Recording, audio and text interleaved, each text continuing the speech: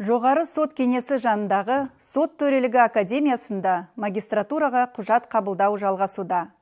Академия Қазақстан Республикасының сот жүйесі үшін кәсіби кадрларды даярлайтын жалғыз мамандандырылған оқу орны. Оқу процесі судьялар оқытады, қағидаты бойынша ұйымдастырылған. Оқу барысында нақты сот процестерін модельдеу орталық орын алады. Бұл теория мен практиканың өзара тығыз байланыстығын қамтамасыз етеді.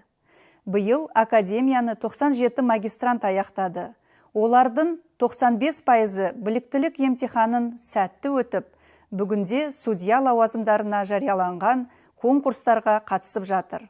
Биыл алғаш рет ғылыми педагогикалық магистратураға қабылдау ашылды. Бұл бағдарлама құқықты қолданумен қатар ғылыми және оқытушылық қызметпен айналыса алатын мамандарды даярлауға бағытталған. Құжаттар 29 шілдеге дейін қабылданады.